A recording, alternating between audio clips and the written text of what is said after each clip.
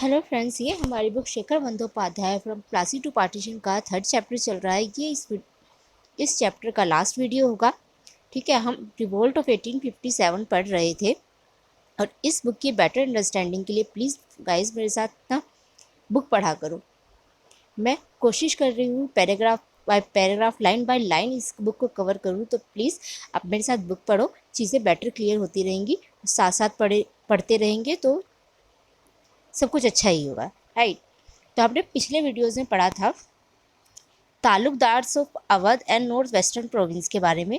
ठीक है, अवध का एनेक्सेशन 1856 में कर लिया गया था। जब इसका एनेक्सेशन किया गया था तो यहाँ पे महलवाड़ी सिस्टम को लागू कर दिया गया था और जो तालुकदार्स हुआ करते थे तो इन तालुकदार्स की जो पोजीशन थी ना वो उनसे छीन गई थी, उनकी पावर्स उनसे छीन गई थी। हमने बात भी की थी 67% से हटकर 38% विलेजेस अब इनके अंदर में थी बस, तो इनकी पावर बहुत ज़्यादा कम हुई थी। और मैंने ये भी बताया था कि तालुकदार्स होते कौन है। तो तालुकदार्स वो होते थे जैसे जो इंटरलोपर्स की तरह काम करते थे। जैसे एक तरफ हो गया ज़मींदार, दूसरी तरफ हो गया स्टेट, तो इनके बीच में बिचौलिए की तरह काम करता था ये हमारा तालुकदार। ठीक है, ये विलेज से कनेक्ट रहता था। ठीक है, ये विलेज, इसके अंदर बहुत सारे विलेजेस आते थे। ये विलेज से टैक्स कलेक्ट किया करता था और ज़मींदार को दिया करता था, ज़मींदार स्टेट को दिया करता था। ठीक है, तो इस तरह से चीज़ें वहाँ पर चल रही थी, राइट। पर जब यहाँ पे ब्रिटिशर्स का रूल आता है, अवध का एनेक्सेशन होता है, तो इन तालुकदार से उनकी ताल्लुकदारी छीन गई थी और उन कहा गया कि ये धोखे से इन ज़मीनों को कब्जा करके बैठे हैं, ये धोखेबाजी करते हैं, लोगों के साथ बेवकूफ़ बनाते हैं, तो इसलिए इसकी पावर इनसे छीन जानी चाहिए थी। तो ये तर्क दिया गया था हमारे ब्रिटिशर्स के द्वारा, राइट। तो हमने पिछले वीडियो में पढ़ा था ये ताल्लुकदार्स की जो पावर है इनसे छीन गई थी, ताल्लुकदार्स की पावर इनसे छीन गई। तो जब रिवोल्ट स्टार्ट हुआ, म्यूटनी की गई, तो ये लोग सीधा सीधा ज्वाइन कर लेते हैं क्योंकि इनसे इनकी पावर छीन गई। पर एरिक स्टोक्स जी कहते हैं कि चीज़ें इतनी सीधी सीधी नहीं थी।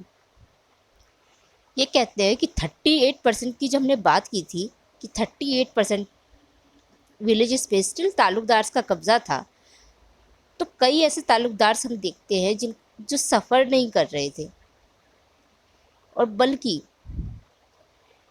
जब इन एरिया में जब प्रॉपर्टी राइट्स आए ना, तो प्रॉपर्टी राइट्स के तहत इन ट्रेडिशनल लैंडेड कास्ट को ना इम्पोर्टेंस दी गई और ये नए लैंडेड मैग्नेट्स की तरह निकल कर आए। ठीक है, और हमने बात की थी ड्राई एरियाज़ और फर्टाइल एरियाज़ की, इरिगेटेड एरियाज़ की। ठीक है, तो हमने ड्राई एरियाज़ में तो समझा था कि ड्राई एरियाज़ के जो ताल्लुकदार थे वो सीधा सीधा सफ़र कर रहे थे, पर जो फर्टाइल एरिया के ताल्लुकदार थे ना वो बिल्कुल सफ़र नहीं कर रहे थे, उनकी हालत अच्छी खासी थी। इवन जब वहाँ पे लैंड की सेल भी की जाती थी ना, तो वहाँ पे लोकल लोगों को ही वो लैंड सेल कर दी जाती थी। तो वहाँ के ऑफिशियल ना प्रेफरेंस दे देते थे कि ये लैंड की सेल ना लोकल लोगों को कर दो, ताकि यहाँ पर इनको समझ हो उस लैंड की और चीज़ें अच्छी रहे, क्रॉप अच्छा रहे, प्रोडक्शन अच्छी रहे। ठीक है, तो इस तरह से ये न्यू लैंडेड मैग्नेट्स काफ़ी सक्सेसफुल थे, ये ताल्लुकदार्स काफ़ी सक्सेसफुल थे, जिसे स्टोक्सी न्यू लैंडेड मैग्नेट्स कह लो या ताल्लुकदार्स कह लो, ये बहुत ज़्यादा पावरफुल हुआ करते थे। और ये अवध और नॉर्थ वेस्टर्न प्रोविंस हमें दोनों ही जगह देखने को मिलते हैं और ये ताल्लुकदार्स मज़े कर रहे थे। ठीक है, अब इन्हें क्या ज़रूरत थी कि ये रिवोल्ट करें, राइट। और ऊपर से कम्युनिटी पर इनकी अच्छी खासी पकड़ भी थी, तो अगर ये चाहते तो इन्हें रिवोल्ट करने की ज़रूरत ही नहीं थी। ड्राई एरियाज़ के ताल्लुकदार सीधा सीधा रिवोल्ट में पार्ट लेने के लिए उनके पास अच्छा खासा रीज़न था कि वो परेशान हो गए, और ड्राई एरियाज़ में उनकी प्रोडक्शन वैसे ही अच्छी नहीं थी, ओवर असेसमेंट हो रहा था, राइट।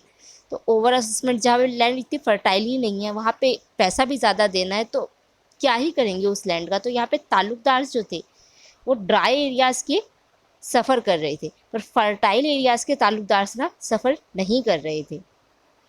अब ये तो हो गई ताल्लुकदार्स की बात। अब पीजेंट्स की बात कर लें तो पीजेंट्स भी ड्राई एरियाज़ के ही परेशान थे, ठीक है। फर्टाइल एरियाज़ के जो पीजेंट्स थे ना, वो परेशान नहीं थे, वो भी मज़े में थे। उन पे ओवर असेसमेंट की गई, माना, पर वो बढ़ा हुआ रिवेन्यू डिमांड भी पूरा कर सकते थे, इतनी अच्छी खासी इनकम थी उनकी, ठीक है। ड्राई एरियाज़ में ओवर असेसमेंट हुई, कहाँ से देंगे, वही बात हो गई कि जब ड्राई एरिया है उस पर क्रॉप्स उगेगी ही नहीं, एग्रीकल्चर अच्छा होगा ही नहीं, तो किस तरह का रेंट पे करेंगे, ठीक है। पर फर्टाइल एरियाज़ में ये चीज़ें नहीं थी, फर्टाइल एरियाज़ में ये चीज़ें डिफरेंट थी। वो आराम से ओवर असेसमेंट बढ़ी हुई कीमतों को भी वो आराम से वो दे सकते थे, बढ़ी हुई टैक्स को भी वो आराम से पे कर सकते थे, उन्हें कुछ दिक्कत नहीं थी। अब ये एरिक स्टोक्स जी कहते हैं कि ज़रूर इनमें चिढ़ की भावना रही होगी कि ये पीजेंट सेम कास्ट के थे और कुछ एरियाज़ में इतने अच्छे खासे सुखी हैं, खुश हैं, और कुछ एरियाज़ में इन्हें गुजारा करना भी मुश्किल है, तो इसलिए इन्हें ज़रूर चिढ़ वगैरह होती होगी एक दूसरे से। इसके अलावा हमने मनी लेंडर्स की बात की थी कि किस तरह से ये सब पीजेंट्स को परेशान किया करते थे। पीजेंट्स जब टैक्स नहीं चुका पाते थे तो इन्हें टैक्स चुकाने के लिए इन्हें महाजन से उधार लेना पड़ता था, इन मनी लैंडर्स से उधार लेना पड़ता था, और जब ये नहीं चुका पाते थे तो इनकी ज़मीनों को ये मनी लैंडर्स हथिया लिया करते थे। पर यहाँ पर एरिक स्टोक्स जी कहते हैं कि जब ड्राई एरियाज़ की हम बात करें ना, जिस पे ओवर असेसमेंट है, ज़्यादा रेंट पे करना है, ज़्यादा टैक्स देना है, और वहाँ पे पैदावार भी अच्छी नहीं है, तो वहाँ की ज़मीनों को ये मनी लेंडर्स लेके करेंगे ही क्या। एक्चुअली वहाँ की ज़मीनों को ये लेना ही नहीं चाहते थे। फर्टाइल एरियाज़ की ज़मीनों पे इन्हें अच्छा खासा प्रॉफिट मिल सकता था, और वहाँ पे पीजेंट्स भी ज़्यादा कुछ परेशान नहीं थे, तो वहाँ पे ये मनी लेंडर्स वहाँ पे हथिया नहीं पाते थे, ड्राई एरियाज़ में हथियाना नहीं चाहते थे। आखिर क्या करेंगे वहाँ की ज़मीनों को, तो इन्हें ड्राई एरियाज़ की ज़मीनें ना अट्रैक्ट ही नहीं किया करती थी, राइट। तो इस तरह से हमने समझा कि मनी लेंडर्स और महाजन्स की हम बात करते तो इरिगेटेड एरियाज़ में जाना ज़्यादा पसंद करते थे, पर ड्राई एरियाज़ में जाना नहीं पसंद करते थे, ठीक है।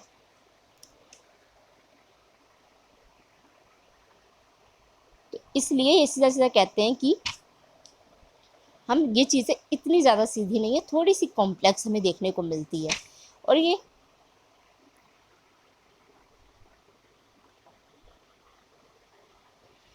और आगे हम देखते हैं कि ये ड्राई एरियाज़ में जो महाजन्स हुआ करते थे, ठीक है, ये जो महाजन्स हुआ करते थे, ये अगर कब्जा भी करते थे ना तो सीधा प्रोड्यूसर्स पे करते थे,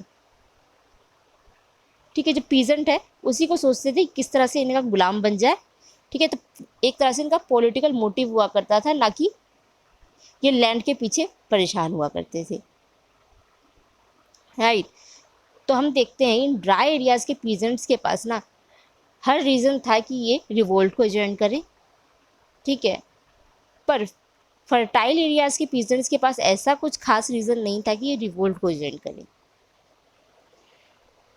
अब इसके अलावा देखें तो इन पीजेंट्स में ना भाईचारा भी काफ़ी अच्छा खासा था। जैसे गुज्जर और जाट में हमें भाईचारा देखने को मिला, और राजपूत और सैयद में हमें देखने को मिला। तो आप इमेजिन करो, आज की भी हमारी सोसाइटी है, एक एरिया बसता है, यहाँ पे सारी कम्युनिटी में गुज्जर गुज्जर भरे हुए हैं, ठीक है, पूरा एरिया गुज्जरों से भरा हुआ है, और वहाँ से तो कोई आउटसाइडर आता है, बस जाता है, और ये लोगों को उधार देता है, बदले में इनकी ज़मीन अगर कब्जाने की कोशिश करता है, ठीक है। तो क्या ये आउटसाइडर के लिए इतना इजी होगा कि यहाँ पे एक एरिया जिसमें सेम कम्युनिटी के लोग रहते हैं, वो सेम भाईचारा को ये शेयर करते हैं, इनमें अच्छा खासा प्यार है, ठीक है। तो इन गुज्जरों की कॉलोनी में ये आउटसाइडर आके इनकी ज़मीनें क्या हथियास पाएगा, क्या ये इतना ईजी है? एक्चुअली नहीं हुआ करता था। तो एरिक स्टोक्स जी कहते हैं कि इनमें भाईचारा इस तरह का था कि महाजस की ज़्यादा कुछ खास चलती भी नहीं थी, ठीक है। तो हमें ये भाईचारा हमें देखने को मिलता है,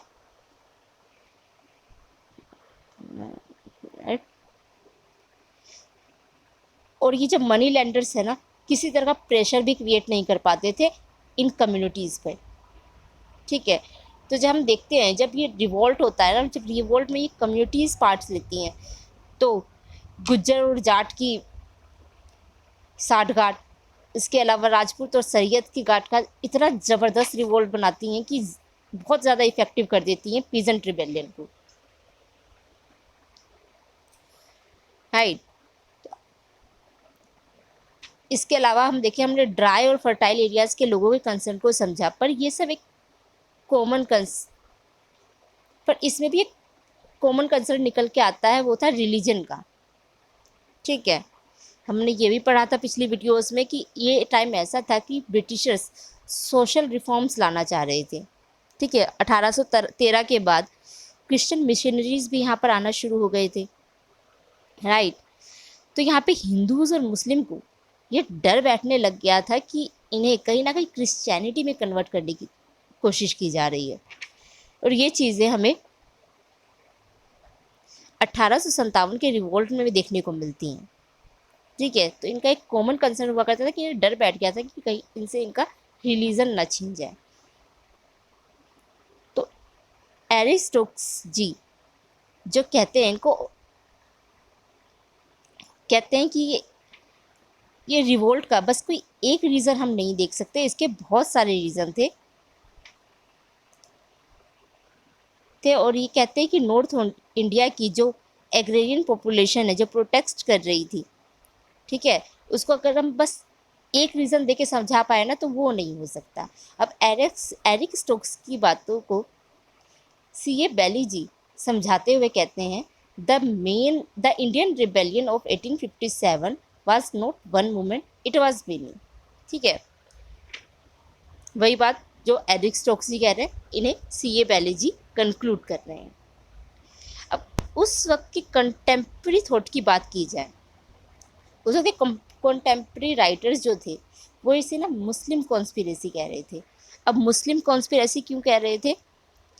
अब 1857 का टाइम चल रहा है। ठीक है, अब इन लोगों ने एम्पायर बना दिया है किसको? ये हमारे बहादुर शाह जफर जी को। ठीक है, जफ़र नाम की ये पोएम लिखा करते थे, इसलिए इनके नाम के आगे जफ़र लिखा जाता है। ठीक है, तो बहादुर शाह जफर जी को ये अपना एम्पायर घोषित कर देते हैं। तो यहाँ पे कई सारे राइटर्स को इस बताते हैं कि एक मुस्लिम कॉन्स्पिरेसी है जो कि मुग़ल एम्पायर को रिस्टोर करना चाहती है। राइट, पर हम देखते हैं ये कंटेम्प्रेरी राइटर्स से भी ज़्यादा डोमिनेंट जो लोग निकल के आते हैं वो थे कंटेम्प्रेरी ऑफिशियल्स। मतलब उस टाइम के ऑफिशियल्स जो थे वो इसको इंटरप्रेट करते हुए कहते हैं कि ये जो रिवोल्ट है ये एक म्यूटनी से शुरू हुआ था, जिसको बाद में सिविल अनरेस्ट का जिसने रूप ले लिया। राइट, तो उस वक्त के जो कंटेम्प्रेरी ऑफिशियल्स थे वो इसको सीधा सीधा नकार देते कंटेम्प्रेरी राइटर्स के थॉट्स को। ठीक है, और ये सीधा सीधा बताते हैं कि ये पहले चीज़ें म्यूटनी से शुरू हुई और चीज़ें सिविल अनरेस्ट में जाके बदल गई। ठीक है, अब जैसे ही म्यूटनी हुई तो ये अनरूली एलिमेंट्स है। अनरूली एलिमेंट्स का मतलब होता है कि ऐसी चीज़ें जिसको गवर्नमेंट कंट्रोल नहीं कर पाती। राइट, तो ये अनरूली एलिमेंट्स इसका फ़ायदा उठाती है। जब अनरेस्ट होता है तो लॉ एंड ऑर्डर बिगड़ता है। राइट, मैं लिख के बता देती हूँ। इनका कहना था पहले म्यूटनी हुई, इससे लॉ एंड ऑर्डर बिगड़ गया, इससे अनरूली एलिमेंट जिसको गवर्नमेंट कंट्रोल नहीं कर पाती, ठीक है, उसे हम अनरूली एलिमेंट्स कहते हैं। तो ये अनरूली एलिमेंट्स इसका फ़ायदा उठाते हुए वहाँ की चीज़ों को अस्त व्यस्त कर देती है, पूरा ब्रेक डाउन कर देती है, और जिसकी वजह से हमें सिविल अनरेस्ट देखने को मिला। ये थॉट था वहाँ के उस टाइम के कंटेम्प्रेरी ऑफिशियल्स का। ठीक है, इसके अलावा हम कुछ हिस्टोरियंस भी देखते हैं जो इन्हें इस थ्योरी को सपोर्ट करते हैं। उनमें हम देखते हैं, एक थे हमारे एस एन सेन जी, दूसरे थे आर.सी. मजूमदार।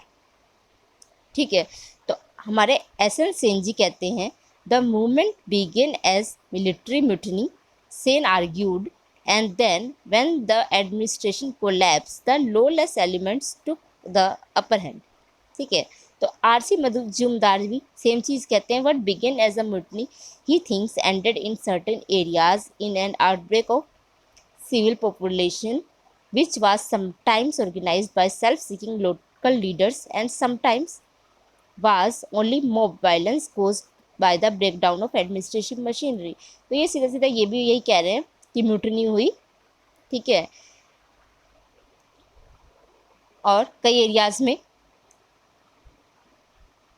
हम देखते हैं इसके बाद जब म्यूटनी हुई, लॉ एंड ऑर्डर का ब्रेकडाउन हुआ, मॉब वायलेंस हमें देखने को मिला, सिविल अनरेस्ट देखने को मिला। तो ये चीज़ें इसीलिए हुई कि क्योंकि एडमिनिस्ट्रेटिव मशीनरी कहीं ना कहीं ब्रेक हो गई थी। राइट, तो एस एन सेन जी और आर.सी. मजूमदार इसको सपोर्ट करते हैं, जो उस वक्त एक कॉन्टेम्प्रेरी ऑफिशियल इंटरप्रेट करते हैं। राइट, और एक्चुअली आपको लग रहा होगा कि हिस्टोरियोग्राफी का पार्ट है, पर ऐसा नहीं है। कई बार हिस्टोरियंस के नाम भी आ जाते हैं और ये किस तरह की थ्योरी को सपोर्ट करते हैं ये भी पूछा जाता है, इसलिए मैं इसको कोशिश कर रही हूँ कि मैं चीज़ों को छोड़ूँ नहीं, पढ़ा दूँ। ठीक है, तो समझने की कोशिश करना सबको। आगे चलते हैं। तो ये तो हमने समझ लिया लॉ एंड ऑर्डर की बात, एडमिनिस्ट्रेशन मशीनरी फेल हो गई जिसकी वजह से रिवोल्ट हुआ। ठीक है, पर कई हिस्टोरियंस का मानना है कि एक नेशनल रिवोल्ट था। ठीक है, इसमें हमारे पहले व्यक्ति आते हैं बेंजामिन डिज़राइली। ये हाउस ऑफ कॉमन्स में 27 जुलाई 1857 को कहते हैं कि ये मिलिट्री म्यूटनी नहीं थी, ये नेशनल रिवोल्ट था।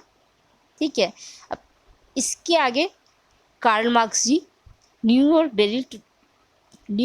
डेली ट्रिब्यून में कहते हैं कि ये नेशनल रिवोल्ट था। इसके अलावा हमारे वी.डी. सावरकर जी इसे इंडियन वॉर ऑफ इंडिपेंडेंस कहते हैं।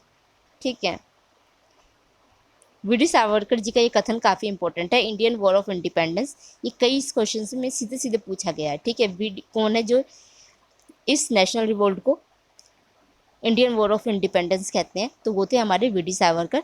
ये कहते हैं कि ये जो वॉर था वो स्वधर्म और स्वराज के लिए लड़ा गया था। तो ये वी.डी. सावरकर का कथन है। ठीक है, अब 1959 में देखते हैं, 1959 में हम देखते हैं कि एस.बी. चौधरी साहब जी इस आइडिया को सपोर्ट करते हुए कहते हैं कि ये पहला ऐसा अटेम्प्ट था जब कई क्लासेस के लोगों ने मिलकर फॉरेन पावर को चैलेंज किया था, पर सेन और मजूमदार दोनों इस आइडिया को नकार देंगे। ठीक है, वो इसको सपोर्ट नहीं करेंगे जो एस.बी. चौधरी जी कहेंगे। ठीक है, अब इसके बाद टाइम आता है 1965 का। 1965 में हमारे थॉमस मेटकैफ जी कहते हैं कि ये ऐसा कुछ था जो सिपोही म्यूटनी से ज़्यादा था पर नेशनल रिवोल्ट से कम था। ठीक है, अब इस थ्योरी को ना बहुत सारे हिस्टोरियंस सपोर्ट करते हैं। अब क्यों सपोर्ट करते हैं कि ये नेशनल रिवोल्ट से कम क्यों था? क्योंकि ये बस अपर इंडिया में हुआ था। राइट, नॉर्थ इंडिया के पार्ट्स में हुआ था, कुछ रीजन्स में ही हुआ। इसके अलावा ऐसे कई ग्रुप्स थे जो कंपनी रूल से जिनको फ़ायदा हो रहा था वो इन्वॉल्व नहीं थे, और ऐसे ग्रुप्स भी थे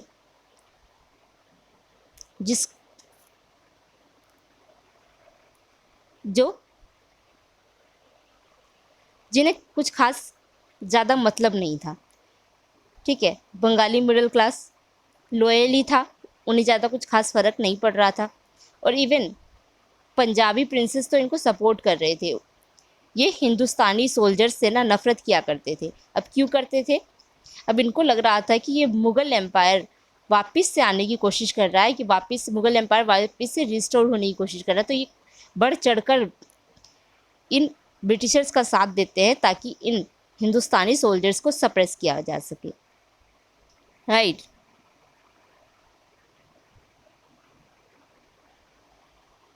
इसके अलावा जो लोग रिवोल्ट कर रहे थे उनके लिए सीए बयाली जी कहते हैं कि उनकी अलग अलग ग्रीवांसेस थी, ठीक है। उनका एक मोटिव नहीं था, अलग अलग मोटिव्स के लिए वो रिवोल्ट कर रहे थे, और आपस में काफ़ी डिसयूनिटी थी, कुछ ऑर्गेनाइज नहीं था। ये इन्होंने कुछ प्लानिंग वगैरह कर ही नहीं रखी थी, रिवोल्ट कहाँ जा रहा है, इनके अलग अलग ग्रीवांसेस हैं, अपने अपने एरिया के लिए लड़ रहे हैं, कम्युनिकेशन नहीं है, और इवन क्लियरिटी भी नहीं है कि अगर ये ब्रिटिश राज को ख़त्म कर देंगे तो इसके अल्टरनेटिव में क्या सिस्टम लाएंगे, इसके लिए भी ये क्लियर नहीं थे। और इवन जो वहाँ पे चपाती मूवमेंट चलाया जा रहा था, जिसके बारे में हम फिर से चर्चा करेंगे, ठीक है। तो ये चपाती मूवमेंट की वजह से जब मैसेजेस दिए जा रहे थे वो भी सबके बीच में क्लियर नहीं थे कि आखिर इसका मतलब क्या है, सब उसका अलग अलग मतलब समझ रहे थे। तो इस तरह से सीए बयाली जी कहते हैं कि जो इनमें डिसयूनिटी थी ना, इसने अंग्रेज़ों को एक्चुअली काफ़ी हेल्प की कि ये इन्हें ईजिली हरा पाए, राइट।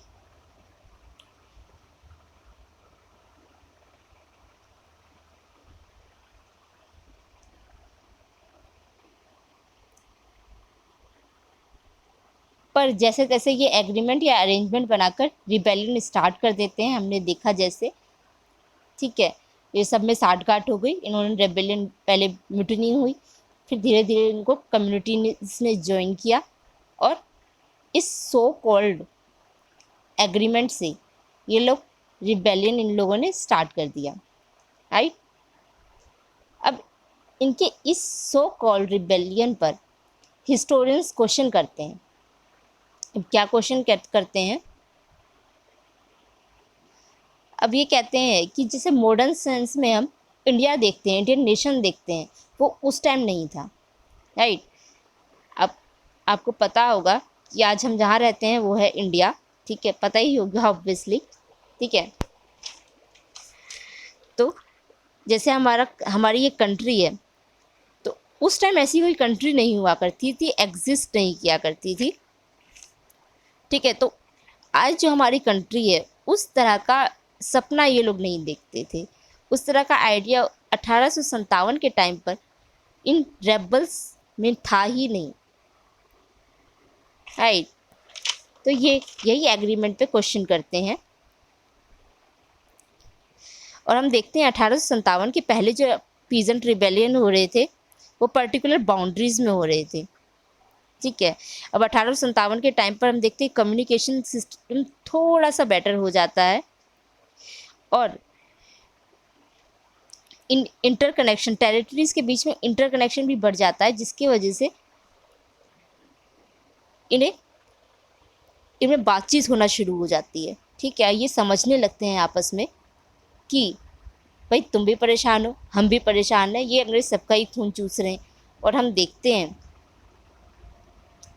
कि जब इन्हें समझ में आता है कि ये अंग्रेज़ ही हमारा खून चूस रहे हैं, यही हमारी सारी मुसीबतों की जड़ है, इनमें बातचीत होने लगती है, तो ये अपने कंसर्न, एक कॉमन कंसर्न को देखते हुए आपस में पास आ जाते हैं, और ऐसे हर इंसान से चिढ़ने लगते हैं जो इन अंग्रेज़ों को सपोर्ट करते हैं। तो इन्हें समझ में आता है कि ये अंग्रेज़ों के सपोर्टर हैं, तो इनको टारगेट करो। तो इनके मेन टारगेट वही महाजन, जमींदार, तो इनके मेन टारगेट बन जाते हैं, ठीक है।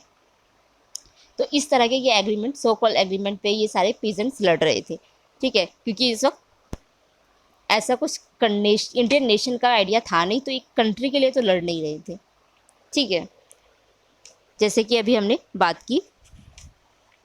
और उसके अलावा सबसे ज़्यादा इनका कंसर्न था रिलीजन को लेकर, जो हम बार बार बात कर रहे हैं, आपकी बुक में भी बार बार दे रखा है, तो मैं भी इसलिए बार बार रिपीट कर रही हूँ, ठीक है। तो और चिंता मत करना, कन्फ्यूज़न की ज़रूरत नहीं है, लास्ट में हम छोटा सा समरी करेंगे तो आपको चीज़ें और बेटर क्लियर हो जाएंगी, राइट।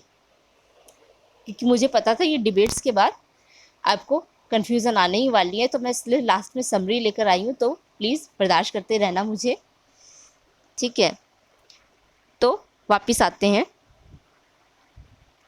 कि सबसे ज़्यादा इन्हें डर और लगा हुआ था रिलीजन को लेकर। ठीक है, अब रिलीजन को लेकर हमने कई बार बात कर ली कि इन्हें डर था इनसे इनका रिलीजन छीना जाने वाला है। तो हम देखते हैं कि जब झांसी के सिपाही बवाल करते हैं ना, तो वो सीधा सीधा कहते हैं कि हम दीन और धर्म के लिए लड़ रहे हैं और हमारी ये जिम्मेदारी है कि हम अपना जो मोरल ऑर्डर है उसको वापस से रिस्टोर करें, अपना धर्म वापस लेके आए। जो इन अंग्रेज़ों ने, फॉरेन रूल ने प्रदूषित कर दिया है, पोल्यूटेड कर दिया है, उसको वापस से रिस्टोर करना है, प्योर करना है। अब ये जो सिचुएशन जब चल रही थी ना, उसके लिए हमारे रंजीत गुहा जी कहते हैं, to recover what they believe to have been their ancestral domain. ठीक है, सेम यही चीज़ कह रहे हैं कि जो उनके एंसेस्ट्रल डोमेन में जो बिलीव करते हैं उसको वे वापस रिकवर करना चाह रहे थे। अब यहाँ पे रंजीत गुहा जी ने डोमेन की बात कर दी है।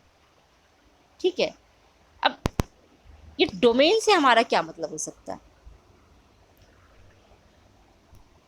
ठीक है, अभी किस तरह के डोमेन की बात कर रहे हैं? Ancestral domain. एक्चुअली ये डोमेन है क्या जिसके लिए लड़ रहे हैं? ठीक है, तो इसके लिए तो ज्योग्राफिकल और सोशल स्पेस की बात करें ना, तो ये जो डोमेन है अब काफ़ी बड़ा है। जो पहले छोटा हुआ करता था अब बहुत ज़्यादा बड़ा है, जो विलेजेस से ज़्यादा बड़ा है।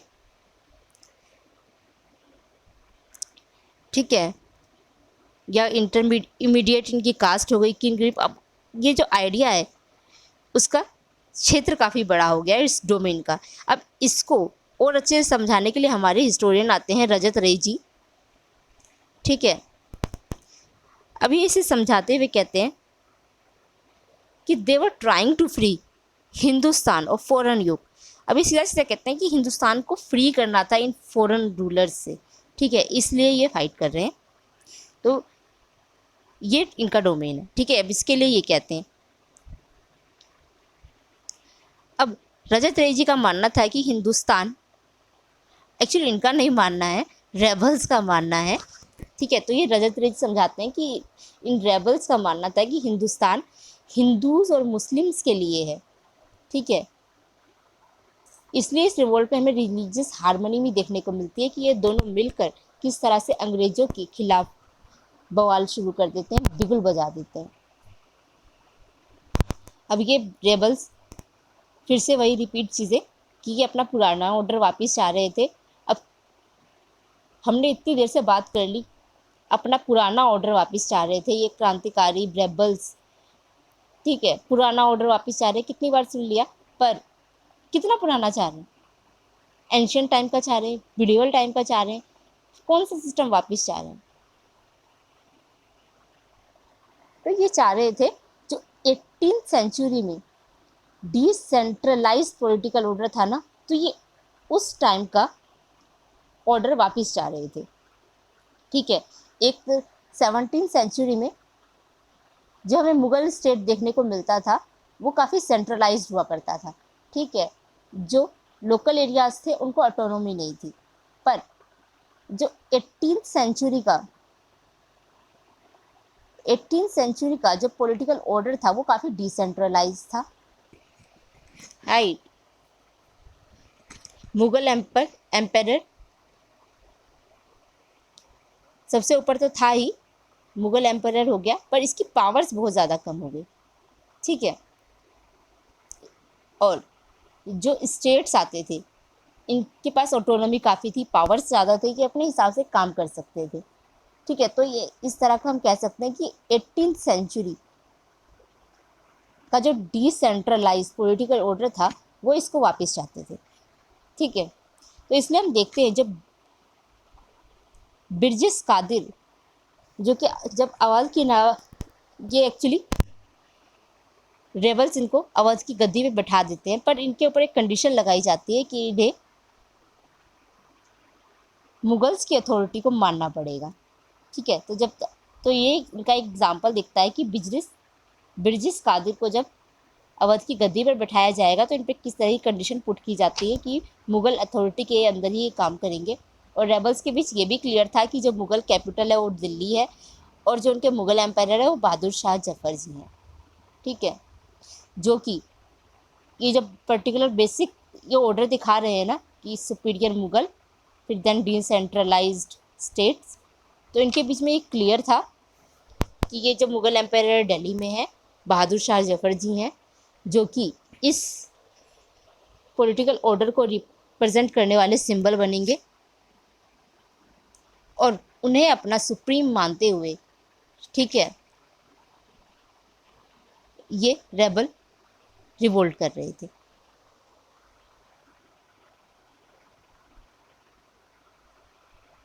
अब जो सीए बैली जी है ना, अपनी एक रिसेंट बुक में कहते हैं इस रिबेलियन के बारे में कि ये सेट ऑफ पैट्रियोटिक रिवॉल्ट था। अब पैट्रियोटिक कैसे? अब पैट्रियोटिक का मतलब क्या होता है? देशभक्ति होता है। ठीक है, पैट्रियोटिज्म का मतलब होता है देशभक्ति। तो अब सीए बैले जी हमारे इसे सेट ऑफ पैट्रियोटिक रिवोल्ट कहते हैं। वो क्यों कहते हैं? वो इसलिए कहते हैं कि ये कहते हैं कि जो ये रेबल्स हैं, क्रांतिकारी हैं, ये इंडो मुगल सिस्टम वापस लाना चाहते थे, जहाँ लोकल प्रिंसेस और मुगल अथॉरिटी में आपसी समझ हो, ये शांति से रहें। और ये सब के सब क्रांतिकारी थे ना, ये ब्रिटिश रूल को ना बिल्कुल पसंद ही नहीं करते थे। और हम इन क्रांतिकारियों की बात क्या करें, इवन कोलाबोरेटर्स जो थे ना, जो कहीं ना कहीं साथ देते थे ब्रिटिश रूल का, ये भी बहुत ज़्यादा इसको फेवर नहीं करते थे। इवन कलकत्ता का इंटेलिजेंसिया भी इस चीज़ को पूरा एक्चुअली डिलेमा में था, कंफ्यूज था कि ये बाहर के लोगों को हम क्यों अपना रूलर चुने। ठीक है, सिंपल सी बात है, अगर हमारा भी राष्ट्रपति आज के मॉडर्न टाइम पे देखें, हमारा कोई राष्ट्रपति फॉरेनर हो तो हमें नहीं पसंद आएगा। तो इस तरह की चीज़ें उस वक्त भी देखने को मिलती थी कि ये लोग कहीं ना कहीं साथ तो दे रहे थे, पर कहीं ना कहीं डिलेमा में भी देखने को मिलते थे कि ये एक्चुअली फॉरेन रूल को पसंद करते हैं या नहीं करते हैं। ठीक है, कोलाबोरेटर्स भी उतना ज़्यादा पसंद नहीं करते थे। इवन कलकत्ता का इंटेलिजेंसिया जो कितना ज़्यादा लॉयल था कि रिफॉर्म्स चाह रहा था, पर कहीं ना कहीं फॉरेन रूल को लेकर वो भी खुश नहीं था। इसलिए सीए बैली जी हमारे a set of patriotic revolt को कहते हैं। अब एक और क्वेश्चन आता है, क्या ये एलिटिस्ट मूवमेंट था या नहीं था? तो इसको फेवर करने वाले हैं जूडिथ ब्राउन जी कि ये एलिटिस्ट मूवमेंट था। अब ये कहते हैं कि जब किस रिवोल्ट्स में फ्यूडल एलिमेंट्स मिले जो डिसीजन मेकर थे, ठीक है, इस रिवोल्ट को शेप भी दे रहे थे और वही लोग थे जो इसको डायरेक्शन भी दे पा रहे थे, इसलिए ये एलिटिस्ट मूवमेंट इसे कहते हैं। जूडिथ ब्राउन जी। अब एरिस स्टोक्स जी कहते हैं बेशक ये एलिटिस्ट कैरेक्टर का था, पर आप मासेस के रोल को आप इग्नोर नहीं कर सकते। ठीक है, लोगों का भी इम्पोर्टेंस बहुत ज़्यादा इम्पोर्टेंट था।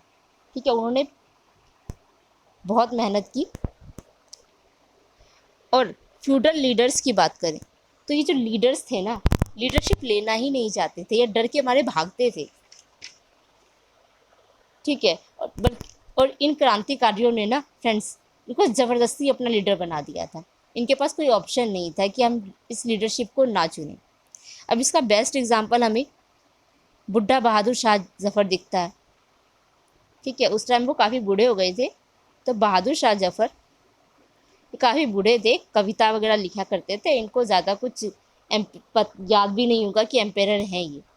पर रेबल्स गए, उनको ज़बरदस्ती अपना लीडर बना देते हैं। वो कहते भी हैं कि मुझे लीडर नहीं बनना, पर कि रेबल्स को प्रेशराइज करते हैं कि तुम राजा हो, तुम्हें बनना पड़ेगा। ठीक है, तो बहादुर शाह जफ़र जी इसको लीडर बनना पड़ता है, मुगल एम्पेरर इनका सिंबल बनना पड़ता है, जिसके लिए भी रिवोल्ट करेंगे। ठीक है, उनके पास कोई ऑप्शन नहीं बचता है कि वो इसके लिए मना कर दे। इसके अलावा नाना साहिब, और नाना साहिब के जो खास थे तात्या टोपे जी, जब उनको पकड़ा गया था तो वो बताते हैं कि नाना साहेब भी लीडर नहीं बनना चाहते थे। नाना साहेब जब कानपुर से लड़ रहे थे, उनके लिए भी कहा जाता है कि वो लीडर नहीं बनना चाह रहे थे, पर इन क्रांतिकारियों ने ज़बरदस्ती अपना लीडर उनको बना दिया। अब रानी लक्ष्मीबाई की बात करें तो रानी लक्ष्मीबाई जी, इनको जान से मारने की धमकी दी गई थी कि वो ब्रिटिश की बात मान ले वरना उन्हें मार दिया जाएगा। तो इस तरह से वो भी मजबूर थी कि उन्हें अब रिवोल्ट करना ही पड़ेगा। ऐसा नहीं था कि वो इनसे बच सकती थी, उनके पास कोई चॉइस ही नहीं थी। ठीक है, तो इसलिए हम देखते हैं कि ये फ्यूडल लीडरशिप पर डिपेंड नहीं करता था। लोगों ने भी बहुत किया, मासेस ने बहुत इसमें कंट्रीब्यूट किया। राइट, ये तो हो गई एलिटिस्ट। एक और लोग आते हैं ताल्लुकदार्स। ठीक है, अब ताल्लुकदार्स की बात करें तो पीजेंट्स इन्हें बहुत फॉलो किया करते थे। अब इनमें साठ गांठ तो हमने देखी। ये एक तरफ हो गए ताल्लुकदार, इन्हीं के बीच में ये रहते हैं पीजेंट्स, इन्हीं के अंदर विलेजेस हैं, इनके अंदर इनमें पीजेंट्स रहते हैं। अब पीजेंट्स इनको बहुत फॉलो किया करते थे। इनमें प्री कैपिटलिस्ट सिम्बायोटिक रिलेशन हुआ करता था। अब ये क्या है? कैपिटलिज्म आने से पहले जो ये रिलेशन मेंटेन किया करते थे उसी को हम ये सिम्बायोटिक रिलेशनशिप कहते हैं, प्री कैपिटलिस्ट सिम्बायोटिक रिलेशनशिप। अब इसका मतलब ये है, ताल्लुकदार को अगर प्रॉफिट हो रहा है तो पीजेंट को भी प्रॉफिट होगा। ठीक है, ताल्लुकदार को नुकसान हो रहा है तो पीजेंट को भी नुकसान होगा। मतलब दोनों को सेम तरह की चीज़ें देखने को मिलेंगी। तो इस तरह का इनमें रिलेशन था, सिम्बायोटिक रिलेशनशिप। ठीक है, पर हमने ये भी समझा था अभी अभी कि ताल्लुकदार्स का रोल अलग अलग एरियाज़ में, अलग अलग रीजन में अलग अलग था।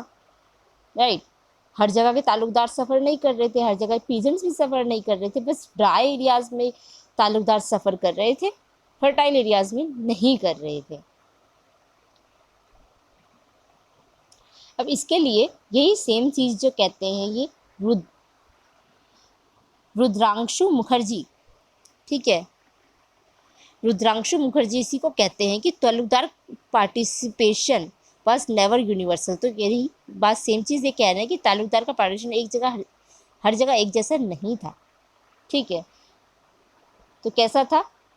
तो कई जगह हमें देखने को मिलता है ये ताल्लुकदार बहुत लॉयल थे और कुछ इस रिवोल्ट को इग्नोर कर रहे थे। कुछ ने बीच का रास्ता निकल लिया था कि रिवोल्ट भी ना करना पड़े और चीज़ें भी उनके हिसाब से हो जाए, और कुछ ने तो सीधा सीधा रिवोल्ट ही ज्वाइन कर लिया। ठीक है, तो इस तरह के हमें चार टाइप के ताल्लुकदार ये रुद्रांशु मुखर्जी ने बताया। और कई एरिया में अगर पीजेंट्स की बात करें, एक्चुअली चार नहीं पांच हैं। ठीक है, पांचवा है, कई एरियाज में पीजेंट्स और आर्टिसन ने सीधा सीधा ताल्लुकदार को फोर्स किया कि ऐसे कैसे तुम रिवोल्ट को ज्वाइन नहीं करोगे, तुम्हें करना पड़ेगा। ठीक है, और इवन ताल्लुकदार कई बार पीस एग्रीमेंट भी कर लिया करते थे ब्रिटिशर्स के साथ, पर पीजेंट्स और आर्टिसंस इंसिस्ट करते थे कि नहीं, पीस नहीं करनी, रिवोल्ट करना है। ठीक है, बवाल करना है। तो इस तरह के पांच मैं रिपीट कर देती हूँ। कुछ ताल्लुकदार जो लॉयल थे, कुछ जो रिवोल्ट को इग्नोर कर रहे थे, कुछ ने बीच का रास्ता निकाल लिया, कुछ ने रिवोल्ट कर लिया, और कई को ये पीजेंट्स और आर्टिसन फोर्स कर रहे थे कि तुम्हें रिवोल्ट करना ही पड़ेगा। ठीक है, तो इस तरह के हमें पांच ताल्लुकदार रिवोल्ट के टाइम पर देखने को मिले जो किस तरह से पार्टिसिपेट कर रहे थे।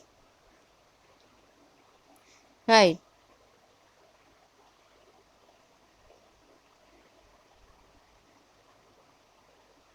और इसके अलावा पीजेंट्स की बात करें तो पीजेंट्स के लिए हमने बात की थी पीजेंट्स इन यूनिफॉर्म। ठीक है, वो सिपाही का काम कर रहे थे, सिपाही होते हुए भी वो पीजेंट्स थे। तो जब रिवोल्ट होता है तो हम देखते हैं कि जब पीजेंट्स थे ना, वो अपनी वर्दी उतार कर ये पीजेंट्स में शामिल हो जाया करते थे और लड़ना भी शुरू कर दिया करते थे। तो इस तरह की इनकी पार्टिसिपेशन हुआ करती थी इस रिवोल्ट में। तो हम देखते हैं ऑलमोस्ट पूरे सेंट्रल और नॉर्थ इंडिया में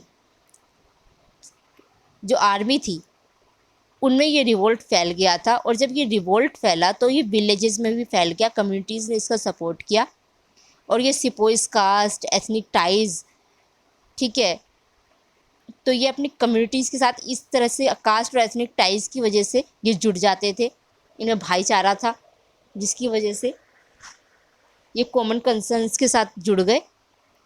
और हम देखते हैं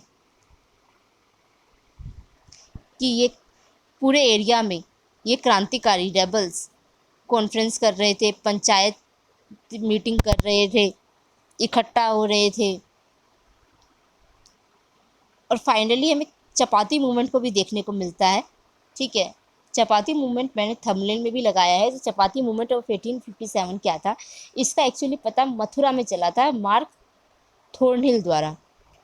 मार्क थॉर्नहिल वहाँ के मैजिस्ट्रेट हुआ करते थे, उनको सबसे पहले इसका पता लगा। अब ये कहते हैं कि रात में और सुबह सुबह अर्ली मॉर्निंग में चपातियाँ बांटी जा रही है, जो रोटी होती है ना वो बांटी जा रही है, और वो भी अनयूजुअल तरीके से। बहुत बड़े एरिया को कवर करती थी। कितना करती थी, 300 किलोमीटर तक के एरिया को ये कवर कर रही थी। और इसमें इंस्ट्रक्शन दी जा रही थी जिसको कि ये चपाती मिले वो वापस से चपातियाँ दूसरों को पास करे। ठीक है, अब ये चपातियाँ बांट कौन रहा था, तो चौकीदार और लोकल पुलिसमैन इसको बांट रहे थे।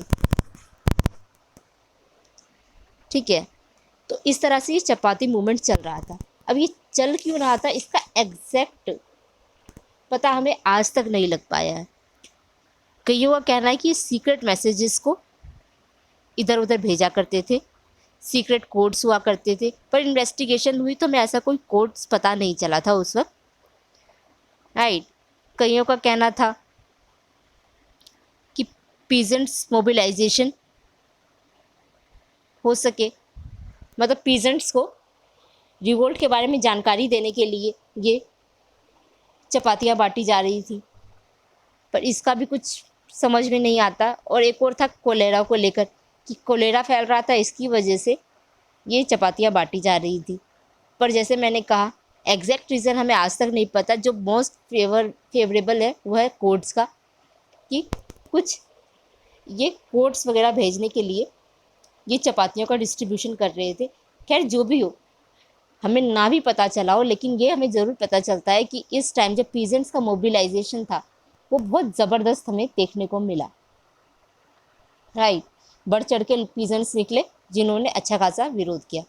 फाइनली लॉर्ड कैनिंग जी आते हैं। लॉर्ड कैनिंग जी ब्रूटली सप्रेस कर देते हैं इस रिवोल्ट को। 20 सितंबर 1857 को दिल्ली पर ये कब्जा कर लेते हैं। ठीक है, इनकी जो फोर्स है कैलकाटा में इकट्ठा होती है। कैलकाटा से चलते चलते ये दिल्ली पहुंचती है, और 20 सितंबर 1857 को दिल्ली रिकैप्चर कर लिया जाता है। बहादुर शाह जफर को बंदी बना लिया जाता है, और इन्हें बाद में रंगून डिपोर्ट कर दिया जाता है। पर रिबेलियन स्टिल चल रहा था। दिल्ली चला गया तो क्या हुआ, पर हम देखते हैं धीरे धीरे बनारस, इलाहाबाद, कानपुर पे ये लोग कब्जा कर लेते हैं, मतलब ब्रिटिशर्स कब्जा कर लेते हैं। और हमने जैसे बात की थी इनमें डिसयूनिटी थी, तो जहाँ जहाँ ये लड़ रहे थे तो जगह धीरे धीरे धीरे ये ब्रिटिशर्स ने ब्रूटली मार काट रहे थे। और जब कलकत्ता से फ्रेश ब्रिटिश ट्रुप्स आ जाती थी तो इनका पलड़ा और भारी हो जाता था, और ये चीज़ों को और बेहतर मैनेज कर लिया करते थे। तो 1858 की स्प्रिंग, अभी ये स्प्रिंग का महीना कौन सा होता है, तो वो होता है फ्रेंड्स मार्च, अप्रैल, मई। तो ये 3 महीने हमें स्प्रिंग के महीने देखने को मिलते हैं। तो 1858 की जब स्प्रिंग का टाइम आता है, और इससे लेकर जब 1859 की शुरुआत होती है, तो ग्वालियर, दोआब, लखनऊ, अवध के कुछ बचे कुचे हिस्से, रोहिलखंड और सेंट्रल इंडिया के कुछ बचे कच्चे हिस्सों पर भी ये ब्रिटिशर्स कंट्रोल करते हैं, जिस पे अभी तक कब्जा नहीं कर पाए थे। और हम देखते हैं कि किस तरह से 1859 की शुरुआत में इस रिवोल्ट को पूरी तरह से सप्रेस कर दिया जाता है, ख़त्म कर दिया जाता है। अब हमें पता चल गया है कि ये क्रांतिकारी हार चुके हैं। तो इनकी हार पर जो कंटेम्प्रेरी उस वक्त के कॉलोनियल राइटर्स हुआ करते थे ना, अब ये कारण देते हैं कि ये रिबेलियंस क्यों हारे। तो सीधा सीधा कहते हैं कि ब्रिटिशर्स काफ़ी ब्रेव हुआ करते थे, उनका नेशनल कैरेक्टर भी बहुत सुपीरियर है, उनके पास लीडरशिप क्वालिटीज़ बहुत अच्छी हैं, इफ़ेक्टिव मिलिट्री स्ट्रेटजीज़ वो अपनाते हैं। और वहीं इंडियंस के पास यूनिटी नहीं है, डिसिप्लिन नहीं है, ऑर्डर नहीं है, जिसकी वजह से ये हार गए। ठीक है, सीधा सीधा उस वक्त के कॉन्टेम्प्रेरी राइटर ने इंडियन क्रांतिकारियों के हारने की ये वजह थी। पर मॉडर्न हिस्टोरियंस कहते हैं, वैसे तो हम अर्ली इंडियन हिस्टोरियंस की बात करें ना, तो वो भी सेम थ्योरी पे ही बिलीव करती थी जो कंटेम्प्रेरी कॉलोनियल राइटर्स कहते थे कि इनमें यूनिटी नहीं है, डिसिप्लिन नहीं है, ऑर्डर नहीं है, ब्रिटिश ट्रुप्स में ज़्यादा एफिशिएंसी थी। ठीक है, तो इस तरह के ये आर्ग्यूमेंट देते हैं। पर जब मॉडर्न हिस्टोरियंस है ना, इसे थोड़ा शिफ्ट करते हैं और कुछ अलग रीजंस बताते हैं। ये कहते हैं कि भाई साहब, ये टाइम चल रहा है 1857 का, ऑलमोस्ट पूरे इंडिया के तुम मास्टर बन चुके हो, ठीक है, जिनके पास अनलिमिटेड रिसोर्सेज हैं और पैसा भर भर के, ठीक है, और ये जितना चाहे उतना पैसा इकट्ठा भी कर सकते थे। और वहीं हम इन क्रांतिकारियों के देखें, पैसा नहीं है इनके पास, बेचारों के पास रिसोर्सेज भी नहीं है। और अगर वेपन्स देखें तो इन ब्रिटिशर्स के पास मॉडर्न वेपन है, और इन क्रांतिकारियों के पास ट्रेडिशनल वेपन्स हैं। अभी भी तीर भाले से लड़ रहे हैं, उससे ज़्यादा आई तो थोड़ी उससे तोपें वगैरह हो गई, बंदूक हो गई, पर इतनी ज़्यादा मात्रा में नहीं है। बहुत कम रिसोर्सेज हैं और बहुत लिमिटेड मात्रा में है। वहीं ब्रिटिशर्स की बात करें तो बैकिंग भी इनकी बहुत अच्छी है, ठीक है, जब चाहे जितना चाहे सपोर्ट पीछे से मंगवा सकते हैं, ठीक है, बैकिंग इनके पास अच्छी है। वहीं इन रेबेलियंस के पास ऐसी कुछ बैकिंग नहीं है, ठीक है। और कम्युनिकेशन सिस्टम की बात करें तो कम्युनिकेशन सिस्टम इन अंग्रेज़ों में काफ़ी अच्छा था। कम्युनिकेशन सिस्टम इनमें इतना एफिशिएंट नहीं था। और कम्युनिकेशन एफिशिएंसी की क्या बात करें, ये रेबेलियन जो चल रहा था, ये क्रांतिकारी जो लड़ रहे थे, बहुत डिसेंट्रलाइज्ड वे में लड़ रहे थे। और इवन डिसेंट्रलाइज क्या कहें, हम इसको लोकलाइज्ड कह सकते हैं कि एक पर्टिकुलर एरिया में ही हो रहे थे। तो जब ये लोकलाइज्ड था तो अंग्रेज़ों को एक मौका मिल गया, जैसे कि ये लोकलाइज्ड है अलग अलग एरिया में, तो पहले इसको हरा दें, फिर आगे चल के इसको हरा दें, फिर आगे चल के इसको हरा दें, फिर इसको हरा दें।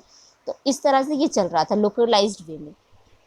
तो इसकी वजह से ये अंग्रेज़ों को बहुत फ़ायदा हुआ कि ये आराम से इनको सप्रेस करते, एक एक करके हरा दें। अगर ये साथ में के लड़ते तो शायद ये जीत भी जाते, बड़े एरिया पे कब्जा भी कर लेते। पर ये लोकलाइज्ड वे में लड़ रहे थे, जिसकी वजह से ये जीत नहीं पाए। और आगे हम देखते हैं कि मार्च 1858 में जब दिल्ली और लखनऊ पर अंग्रेज कब्जा भी कर लेते हैं ना, तो ये रिबेलियन अपने आप ही डाइंग फेज में चला गया था, मतलब बहुत ज़्यादा कमज़ोर पड़ गया था। दिल्ली और लखनऊ जब इनके कब्जे में आ गया था मार्च 1858 में, ठीक है, और 1859 की शुरुआत में हमने अभी समझा कि ये ख़त्म ही हो जाता है। पर चाहे ये हमारे क्रांतिकारी ये रिवोल्ट हार चुके थे, पर इसकी इम्पोर्टेंस को हम चाहकर भी नकार नहीं सकते। अब क्यों नहीं नकार सकते? क्योंकि ये रिवोल्ट इतना ज़बरदस्त था कि इसने ब्रिटिश ईस्ट इंडिया कंपनी का जो रूल था ना, इसको ख़त्म कर दिया, ठीक है।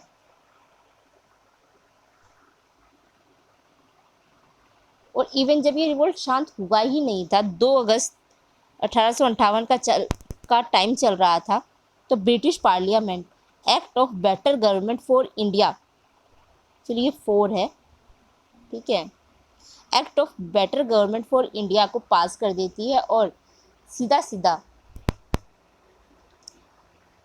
इंडियन एम्पायर को ब्रिटिश क्राउन के अंदर ला दिया जाता है। ठीक है, अब क्वीन विक्टोरिया के हाथ में सोवरेनिटी इंडिया की चली गई। इसके साथ साथ secretary of state for India का अपॉइंटमेंट किया जाता है, जो कि कैबिनेट का मेंबर भी होगा, और 1 नवंबर को ये एक्ट लागू भी कर दिया जाता है। और इसी दिन क्वीन विक्टोरिया का एक प्रोक्लेमेशन आता है। इस प्रोक्लेमेशन में एक मिनट, इस प्रोक्लेमेशन में बात की जाती है कि ये रिलीजियस टॉलरेंस, मतलब सभी धर्मों का सम्मान करेगा। मतलब कौन? तो ये क्राउन, ब्रिटिश क्राउन और इंडियंस को उनके कस्टम और ट्रेडिशन के हिसाब से गवर्न किया जाएगा। ठीक है, छेड़छाड़ नहीं की जाएगी और वो अपने हिसाब से रूल कर सकते हैं। तो ये सारी बातें प्रोक्लेमेशन में की गई। अब ये जो कॉन्स्टिट्यूशनल चेंज हुआ था यहाँ पे, इसको समराइज़ करते हुए बर्नार्ड कोहेन जी कहते हैं। अब ये कहते हैं कि ये ब्रिटिश रूल जो अब तक आउटसाइडर्स की तरह रूल कर रहे थे, अब इनसाइडर बन चुके थे। ठीक है, अब वो कैसे बन गए थे कि जो इंडिया की सोवरेनिटी थी, वो सीधे सीधे ब्रिटिश मोनार्क के हाथ में चली गई। तो इस तरह से जो पहले आउटसाइडर्स की तरह रूल कर रहे थे, अब इनसाइडर्स बन चुके थे। तो ये इस तरह का कॉन्स्टिट्यूशनल चेंज आया, जो बर्नार्ड कोहेन हमें बताते हैं। और इस प्रोक्लेमेशन से हम देखते हैं कि जो इंडियन सब्जेक्ट्स हैं, यहाँ के प्रिंसेस हैं, वो इम्पीरियल हायरार्की में फिट हो जाते हैं। अब हायरार्की कैसे फिट हो जाते हैं कि ये हो गया पर्टिकुलर स्टेट, इंडियन स्टेट्स, ठीक है, इनसे ऊपर आप ब्रिटिश अथॉरिटी ले लो, ठीक है, इनसे ऊपर गवर्नर जनरल ले लो, ठीक है, गवर्नर जनरल से ऊपर हो गया सेक्रेटरी ऑफ स्टेट। तो ऐसे ही बढ़ते बढ़ते कहाँ पे जाके ख़त्म होगी? तो ये क्राउन पे जाके ख़त्म होगी। ठीक है, तो इस तरह से ब्रिटिश क्राउन, क्वीन जो होगी वो बढ़ गई।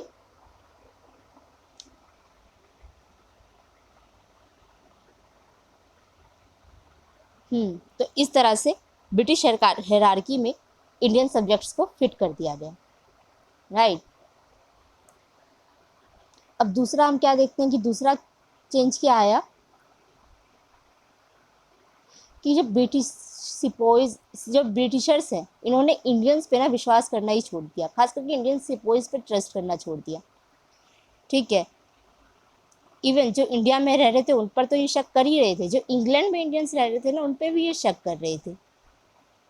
ठीक है, और ब्रिटेन में इन रेबल सिपोई जो थे ना, ये क्रांतिकारी सिपोइज की जो एट्रोसिटीज़ कर रहे थे, इसको बढ़ा चढ़ाकर बहुत बताया गया है कि किस तरह से ये इनके इंग्लिश वुमेन बच्चों को किस तरह से मार रहे हैं।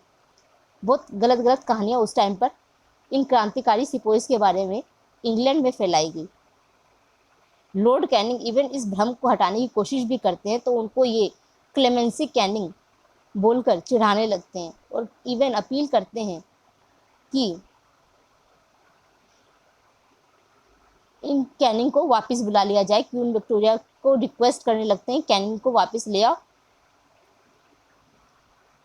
ये हमें इस तरह की दया नहीं चाहिए। ठीक है, तो इस तरह से इंडियन क्रांतिकारियों को लेकर वहाँ पर भ्रम फैलाया जाता है कि ये कितने गलत हैं, कितना ज़्यादा एट्रोसिटीज़ कर रहे हैं, लोगों को परेशान कर रहे हैं, मार रहे हैं। ठीक है, इस तरह से बुरी बुरी कहानियाँ बताई। तो आगे हम देखते हैं, हालांकि ये सब शांत हो जाता है। बहुत टेम्परेरी था जो इस तरह की कहानियाँ असर कर रही थी, पर जब कहानियाँ तो शांत हो गई पर इसका असर हमें बहुत वक्त तक देखने को मिला। ठीक है, इसके तहत हम देखने को मिला कि इंडियंस को अब इन्फीरियर समझा जाने लगा, बहुत बुरा समझा जाने लगा ब्रिटिश काउंटर पार्ट के हिसाब से, कि जो ब्रिटिश है वो सुपीरियर है, इंडियंस है वो इन्फीरियर है। ठीक है, और इवन जो विक्टोरियन सॉरी